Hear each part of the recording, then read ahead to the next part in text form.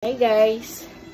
So for tonight's video, tayo po ay magkakaroon ng bedtime routine. Ayan. So, everyday, dapat mga 8 p.m. nagpapaantok na po itong aming si Sir. Ang aming si Nico. Galing talaga. So, ganito kami lagi. Gabi-gabi. Uy, salaga. Uy. Wow. Wow. Ano po gusto sabihin ba? Ha? Ano gusto mo sabihin sa vlog ni Mama? Abe? Sabihin mo, subscribe. Watch. Ay! Galing. Pasabihin mo, dapat po ang mga baby natutulog po sa tamang oras po.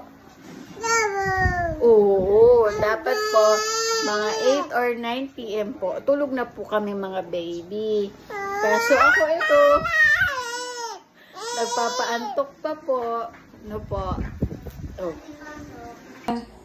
What time po mag-i-sleep ang baby? What time po mag-i-sleep ang baby na yan? Ha? I love you po. I love you po. Oo. Oh, I love you too. Ganda yung toy mo.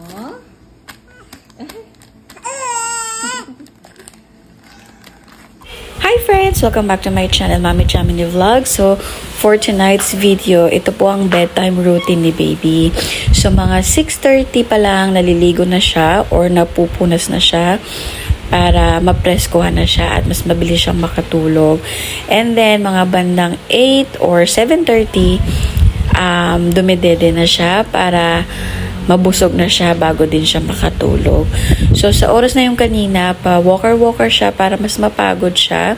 And then, itong mga bandang oras na ito ay 9 p.m. na. Hinele ko na siya para itry na siyang patulugin. But this time, hindi pa rin siya talaga nakatulog agad-agad. Kanina, hinikab na yan pero hindi pa rin siya nakatulog.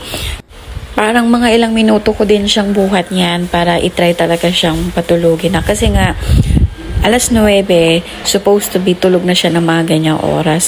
Actually, hindi ko nga alam bakit gising pa rin siya. Kasi mga 4 p.m. pa lang ng hapon, gising na siya. Yun na yung last na tulog niya. 9 p.m. na, hindi pa rin siya nakakatulog. Tapos, ayan na nga, nakita pa yung camera, pa-hi-hi pa. Tapos, this time, sabi naman ng daddy niya, siya naman ang mag-try na maghele. So, ayan, binuhat din siya ng daddy niya. Pero still, hindi pa rin po siya nakakatulog. Tapos, ayan, pinadede ko siya ulit. Tapos, pinasok na namin siya sa kwarto. At ilang minuto pa, bago pa siya ulit nakatulog. Ayan, success din. Mga 10:30 p.m. na yan. So, thank you very much for watching with me. Bye!